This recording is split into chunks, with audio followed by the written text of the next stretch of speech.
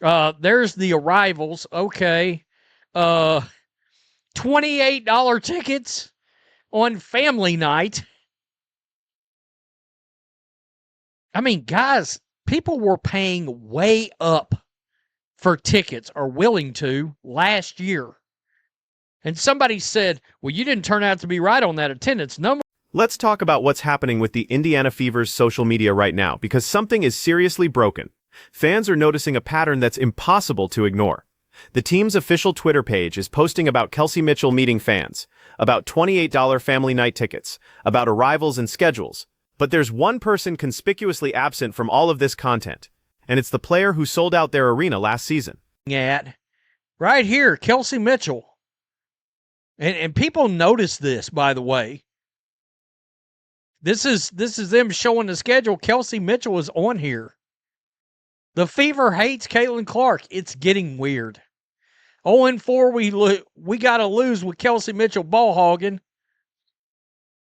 Caitlin Clark filled Gamebridge, not Kelsey Mitchell or any other Fever player. Trade Caitlin, free her. Here's the timeline that has fans concerned. You have to scroll back to May 10th to find the last direct Caitlin Clark post on the Fever's official page. May 10th, that was a Mother's Day post. Since then, radio silence on their biggest star. Meanwhile, Kelsey Mitchell is featured prominently in the schedule announcement. Mitchell gets the fan meet-and-greet coverage. The contrast is jarring, and the fan base is calling it out in real time. The comments under these posts tell the story. 551 likes on one comment that reads, "Y'all are losing fans by the hundreds. Not all of us are going to stick around. And the only ones that are is because of Caitlin." Another fan wrote, "Caitlin Clark filled Gamebridge, not Kelsey Mitchell or any other Fever player. Trade Caitlin, free her." And you gotta wonder, right here, this news came out that the WNBA is adding money to their media rights deal. They've added a few more deals. They've elevated the money. Interesting. Y'all scrambled to get this done, did you not? I mean, what? You just signed the media rights deal. Now you're scrambling to elevate it. Now let's connect this to what's happening on the court, because the social media silence isn't happening in a vacuum. The Fever just signed multiple guards during the offseason. That's an unusual move when you already have an elite point guard. Some observers are speculating that Caitlin Clark might be dealing with an injury that the organization knows about but hasn't disclosed publicly. The constant references to heat pads and recovery protocols for one specific player? That's not standard operating procedure across the league. And here's where the timing gets interesting. Rachel Demita posted a video breaking down the New York Liberty's roster, and it's a nightmare matchup for Indiana. The Liberty have 5 players who are 6'4" or taller. That's not a basketball team. That's a forest. How does a team built around a guard-heavy rotation compete against that kind of size advantage? The NFL and the networks are having to give away free advertisement on a different game. What's going to happen here if Caitlin Clark's injured? Or if she's diminished to the point that nobody wants to watch? WNBA media deal now exceeds $3 billion in total value. 11-year deal worth $3.1 billion with partners Disney, NBC Universal, NBC Peacock, Amazon, Paramount, Scripps, that's Ion, USA Network, NBA TV. A source familiar with the league's deals confirmed to Front Office Sports. The average annual value of the new media rights deal is $281 million, 6.5 times the previous deal. But the bigger issue isn't roster construction. It's what this media strategy signals about the organization's priorities. The WNBA just finalized a media rights deal worth $3.1 billion over 11 years. That's an average annual value of $281 million per year, 6.5 times the previous deal. Disney, NBC Universal, Amazon, Paramount, CBS, Scripps Networks all signed on as broadcast partners. Here's the part that should terrify the Fever front office. That deal includes reset provisions after the 3rd season in 2028. If viewership doesn't meet projections, the networks can renegotiate the terms. Length, cost, everything is back on the table. And there's also revenue sharing built into these contracts. If a network partner recoups its financial investment, the league gets a portion of advertising and sponsorship revenue above that threshold. They added CBS, Scripps, and Amazon as partners over the last few years, bringing the total media revenue to around $60 million last year.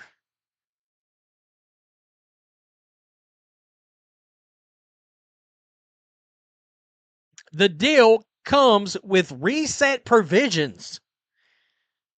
Uh-oh.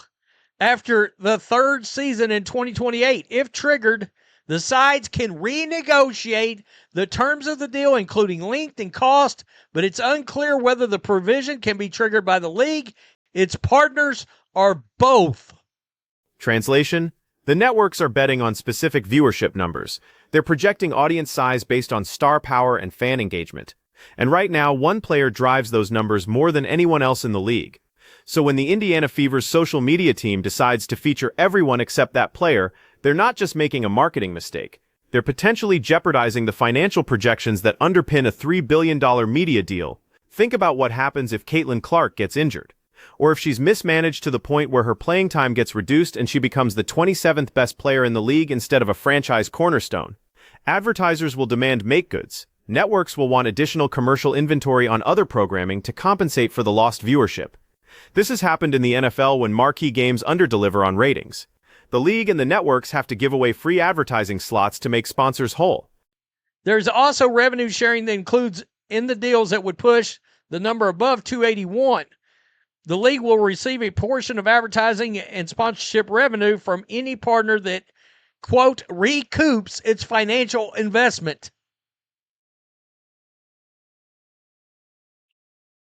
Interesting. By the way, I did read Kathy Engelbert addressed streaming and all this because a lot of fans, it's just like with the NFL. Fans are pissed right now because so many streaming services are involved.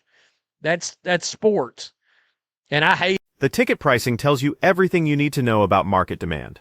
Last season, Fever tickets were selling at premium prices. Fans were willing to pay up to see Caitlin Clark play. This season, $28 family night promotions for the home opener. Someone who attended that game confirmed there were plenty of empty seats visible throughout the arena. The organization claimed it was sold out, but the visual evidence contradicts that narrative.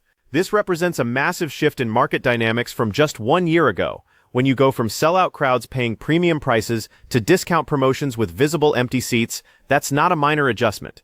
That's a fundamental change in demand.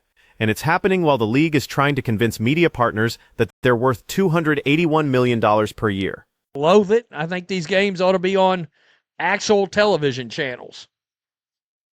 But, you know, that's where we're at. And I don't know if it's going to change. Although they get antitrust exemptions that the FCC is investigating involving the NFL and involving MLB. I mean, you think these other leagues they're not going to start peeking over at these other leagues? Of course they are. But I think it's wild. I think it's wild. I think it's real strange that the Indiana Fever social media is so... I had to go back.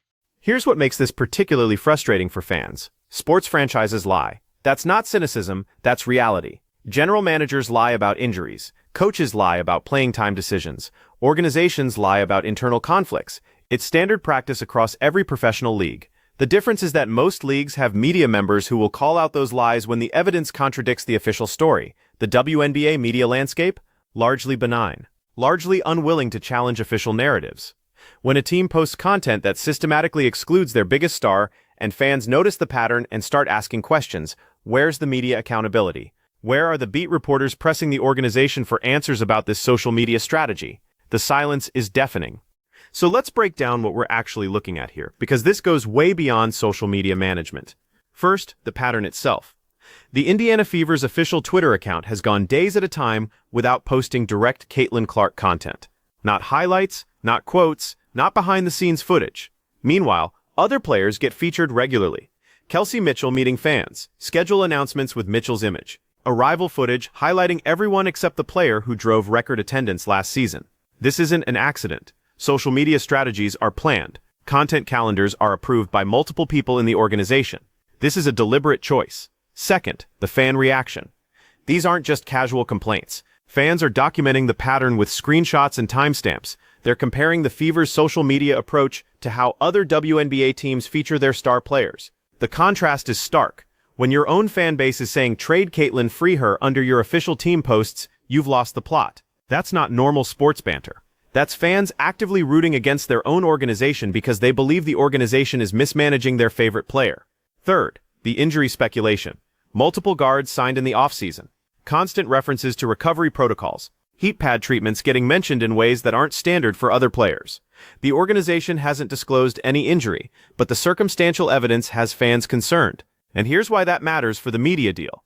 If Caitlin Clark is playing through an undisclosed injury and it affects her performance, viewership drops. Advertisers don't get the audience they paid for. Networks start asking questions about whether the league properly disclosed material information that could impact ratings. Fourth, the timing couldn't be worse. The WNBA just locked in a media rights deal that's 6.5 times larger than the previous contract. That deal is based on projected viewership growth. The networks aren't paying $281 million per year out of charity. They're expecting specific audience numbers.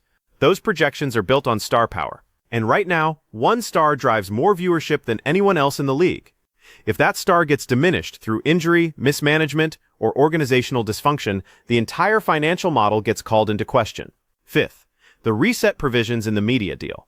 After the 2028 season, either the league or the broadcast partners can trigger renegotiations. That's 3 years from now. If viewership trends downward during that period, the networks have leverage to reduce their financial commitment. The league needs to deliver consistent growth to justify the contract value. That means protecting and promoting star players, not systematically excluding them from team marketing. Sixth, the ticket pricing collapse.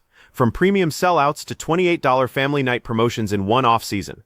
That's not a market correction. That's a market crash. And it's happening while the organization is making decisions that alienate the fan base that drove those premium prices. Someone who was actually at the home opener confirmed what the TV broadcast tried to hide. There were empty seats throughout the arena.